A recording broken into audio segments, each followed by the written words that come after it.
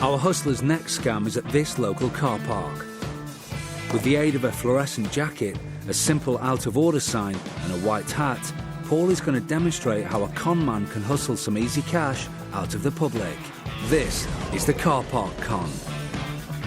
If the hustlers target the right area, they can make a very good sum of money in a very short period of time. People are in a rush, they need to park their cars, they don't really want to be worrying about what's going on, so they see the sign, it's out of order, they hand over their cash. Now, it's a couple of pounds at a time, but if you have 20, 30 cars that are going to go and park, you can raise a pretty good sum of money. So, Paul is posing as a car park attendant and has stationed himself by a perfectly functioning ticket machine that is labelled with an out-of-order sign. But are the public really going to fall for it? Or will they see through Paul's disguise? Remember, this scam is being played out in public, and our hustlers run the risk of being rumbled at any time. Alex is on watch out close by and can radio through if there are any problems. Morning. The network's down, you have to pay. Yeah, you have to pay me.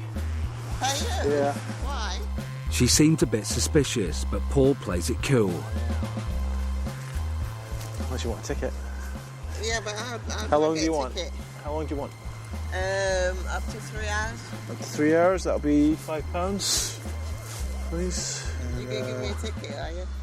There you go. Just put this in your car, make sure people can see it. Put it in the front. She's just bought a worthless piece of paper, believing it's a valid ticket. And look at the receipt Paul's given her. It's just a page from a standard receipt book stamped with the word paid. Paul's just made his first £5, and if he can keep this up, he stands to make a good sum. Like that. There you go. Thank you. She buys a ticket from Paul and leaves. Hit number 1's a success. Now for hit number 2. Hold on a second. I wouldn't do that. Yeah? Yeah. Sure. The mark tries to test the machine. Perhaps he doesn't believe our hustler. Car park, Sierra Oscar. To divert the mark, Paul radios Alex on his walkie-talkie. No, still out of order. Okay, all right. We need pound, please. It does just the trick. A bit of official sounding chat and the mark backs off. Yeah, 2 o'clock. That's loads of time. All right. Secure. Thank you very much. How long do you need? Hit number 3 and Paul's on a roll. She isn't asking any questions. How long do you need? And the marks just keep coming, buying the fake parking tickets without a second thought. They're going to be out giving out tickets all day today. It's ridiculous. There you go.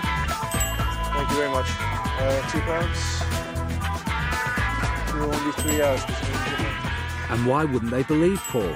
As well as looking the part, he has all the props you'd expect, a float of coins and a book of receipts. So, how is this scam really working? By Paul wearing a uniform, he managed to convince the public that he was an authority figure, so they were handing him over money without even a second thought. Well, that's just social compliance at work, isn't it? You turn up at a car park, the machine's broken down and there's someone there to take your money. Who's going to ask questions? It's the perfect example of somebody using a uniform. I mean, it has nothing on it. It has no badges. I have an ID that basically I just made on my computer. And I have a receipt book that doesn't say anything except I've stamped the word paid on some of the tickets. Back at the car park, and in just 1 hour, Paul's made 50 hits. He may have only taken a few pounds off each mark, but it's added up to a hefty total of over £100. The whole network is out. So you can pay me, I'll give you a ticket. This is a particularly cold-blooded scam, as the marks stand to lose out even further. The penalty for parking without a valid ticket in this car park is a fine of £100. In fact, we returned a few hours later and found that for this poor guy, that's exactly what happened. I think it's horrible. How could you do that? How could you take money off of innocent people? It's an exploitation and they need to be stopped.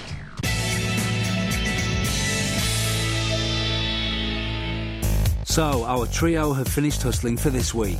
They've taken cash compensation for a box of broken glass, rung up a big premium rate bill whilst posing as motorbike couriers, and duped the public into parting with their pennies for a completely fake parking ticket. Don't worry though, all the members of the public they scammed got their money back. Just remember the rule of the real hustle. If it sounds too good to be true, it probably is.